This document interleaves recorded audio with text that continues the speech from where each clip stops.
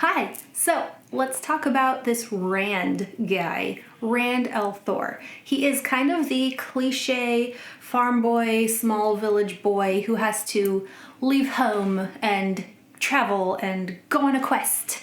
And I will be super honest that of all the characters in the Wheel of Time, at this point in time, Rand is not my favorite. I don't think he is a super compelling character, but he is a very likable guy. So I did enjoy reading about him and I liked him as a person so far. But first, before we get too far, this is a character study on Rand al'Thor, which means spoilers for book 1 of The Wheel of Time, The Eye of the World. Rand is a sheep herder, or if you're Lan, you might say sheep herder. And in the first chapter with Rand, he and his father Tam are on their way to the village of Emond's Field to take some casks in for Beltane, the spring celebration. Although the weather has not been very spring-like, it has been cold. And when the book starts, Rand is cold and it's windy and he doesn't feel at ease. He has an arrow nocked, ready to go. I have a theory here about Rand at the very beginning. So it's cold and windy and he feels so uneasy. And knowing what we find out about him later, and knowing that there really is trouble very close to him, I think Rand is listening to the wind. It is commonly known that wisdoms listen to the wind, and the ones like Nynaeve, who can really listen to the wind, can also be taught to channel. So I'm just gonna say right now, beginning of the first book, when we first meet him, it's like a little Easter egg when you go back and reread, like, wait a minute, he's listening to the wind, isn't he? So they're on their way to the village, and something weird does happen. Rand sees this mysterious cloaked figure. It gives him a really bad feeling, but his father, Tam, does not see it. And right here in this very beginning part of the book, I think is a really good glimpse into Rand and Tam's relationship because of a few things that just happen really quick. Rand sees this cloaked figure, Tam does not see it, but Tam believes him. He does not immediately doubt Rand's word. This shows some trust and respect for his son. And then a few sentences later, Tam is teasing him about Egwene, probably trying to get his mind off of the weird thing that he saw or thinks he saw. And then Tam can see that Rand is still feeling uncomfortable and reminds him to find the flame and the void because he knows he can. So I just think that those three things that happen right in a row, boom, boom, boom, really shows a good relationship between father and son. They are close, they know each other well, and their relationship is built on mutual love and respect.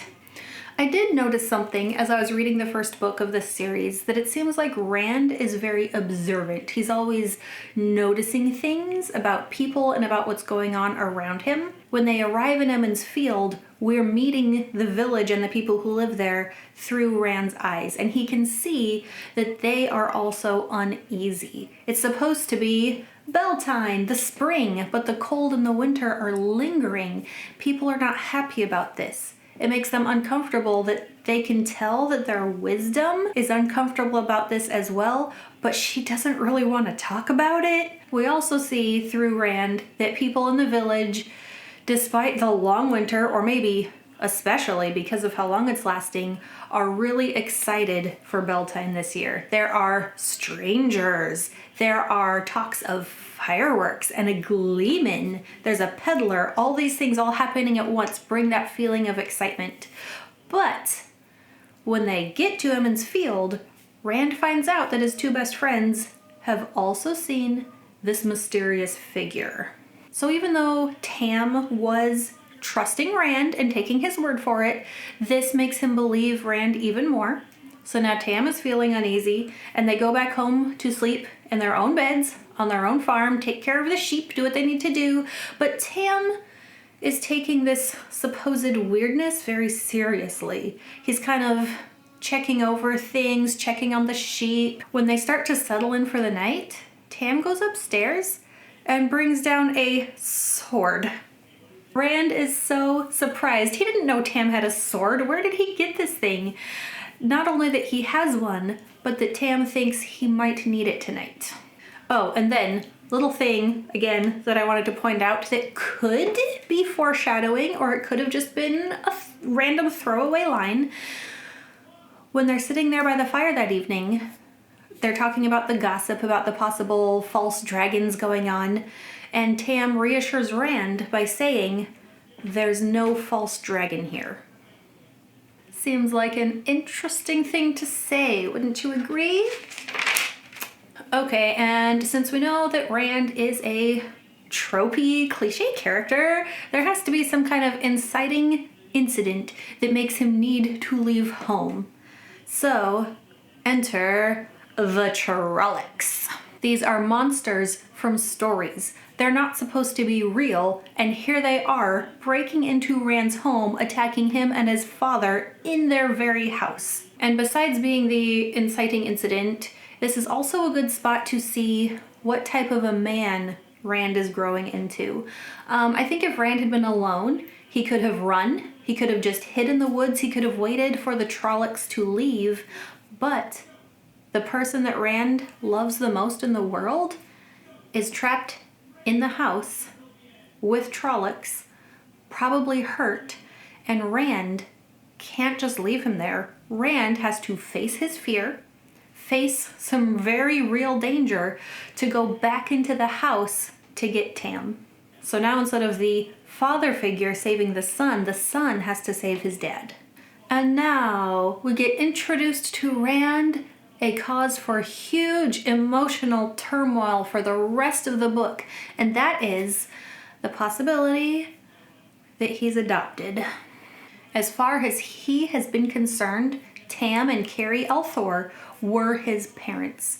That's who has raised him, that's who has loved him, and he doesn't have time to deal with this right now. He is literally dragging his father through the forest, trying to avoid these monsters, trying to just get him there in time for the wisdom to do something for him. So despite what he hears Tam saying in his feverish state on their way, he kind of just has to push it to the back of his mind. He has to ignore it for now. That's not something he can think about right now. He is laser focused on getting to the village. And after a long and stress-filled night, they arrive in Emond's Field to find that it has also been attacked. When he gets Nynaeve to come look at his father, and that's all he's been able to think about. Get to the village, get to Nynaeve. By then he can finally, I don't know, maybe he thinks he can relax because someone else can take over and fix the problem. And Nynaeve says, I can't do anything for him. And she goes to take care of people who are hurt that she can help. So what does that leave for Rand to do? Just sit there and watch Tam die? No, he goes to the highest authority figure he can think of, the mayor. The mayor will know what to do. Get to the mayor. He gets to the inn, and the mayor wants to help. Gives Tam a room and a bed. It's not like he can actually do much, but Rand finds out that one of those strangers that was in Emond's Field is actually an Aes Sedai. Aes Sedai are also figures from legend. They are mystical, they are feared, but Rand is desperate.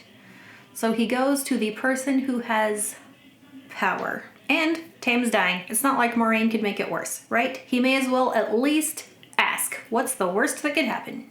But the worst does not happen. Moiraine is able to heal Tam. But Moiraine also reveals some hard truths to Rand and makes Rand have to face now a really hard decision. Moiraine tells Rand, you know what? I think this village got attacked because of you and because of your friends. How is that supposed to make him feel? All this has happened because of me, and he's already dealing with maybe Tam isn't my real father. When you find out something like that, you have to start questioning who you are as a person, your place in the world. And now he's being told that the only thing he has left to do is leave. leave the only home he's ever known, leave the person who has raised him and loved him. And now here is where one of the cliche tropey things is a little bit different, because he does leave to go on a journey, but he's not going for the normal quest purposes. He's not leaving to go to get magical training. He's not going to find an object. He's not going to save the world or defeat evil or any of those normal reasons. He's leaving because somebody came and told him, if you don't leave, people you love will continue to die. But he doesn't have to leave alone. This very person, Moraine and Lan, who's telling him he has to leave, go with him. They take him. They can offer some protection that he wouldn't have otherwise had. Also, the other two boys that Moraine says could possibly be the cause of this also go. The Gleeman, for some reason, wants to go. But added on to all the stress that Rand has already been dealing with, also, this girl that he likes, Egwene, also wants to go. She has no reason to leave home. She has no reason to join on this rushing off madly thing that they are doing. Egwene is the one who wants to go on an adventure. But now Rand doesn't feel like he can just focus on himself and getting away safely. Now he feels like his attention is split and he also has to watch out for Egwene. How cute of him that he wants to be her protector. They kind of like each other. And now I'm coming to the part where I'm going to skip a lot. And that is because this book is a journey. Rand goes through so many new places and experiences and meets so many new people. To fully go over him as a character would probably be a several hour long video.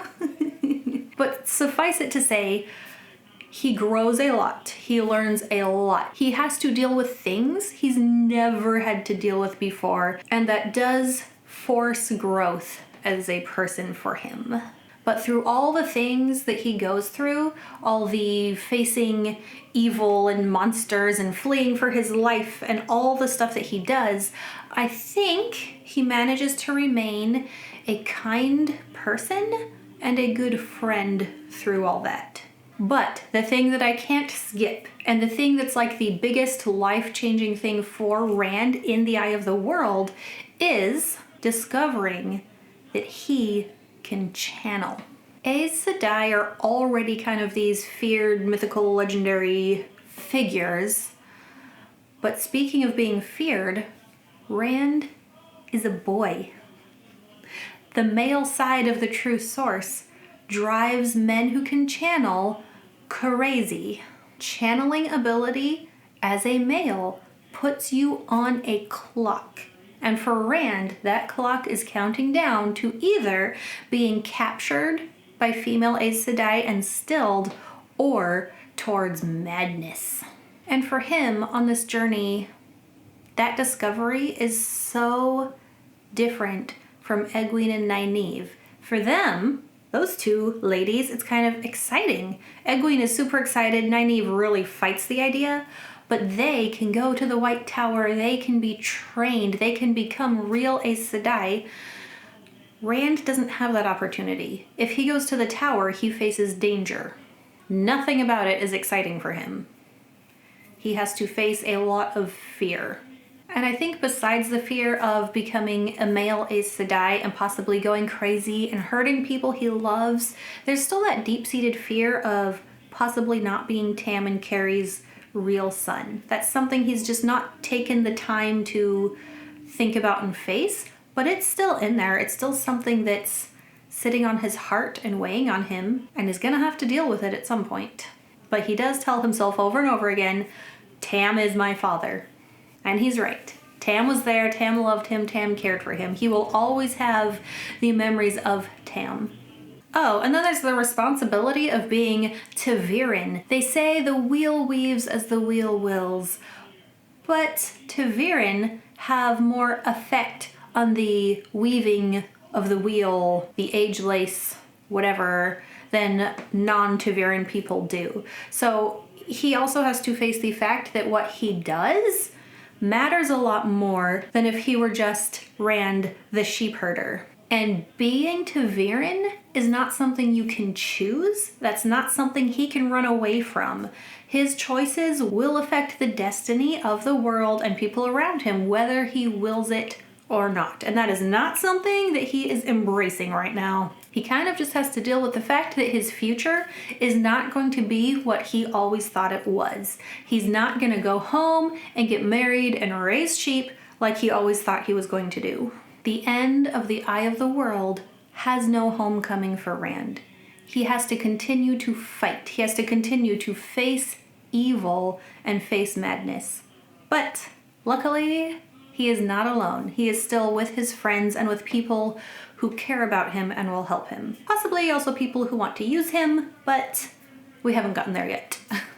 But to see what happens to Rand and where he goes, you'll have to continue with Book 2, The Great Hunt. If you enjoyed this video about Rand, you can watch my video on Nynaeve Elmira, or some character videos I have from the Stormlight Archive. Subscribe here for more bookish content, and I'll see you next time. Bye!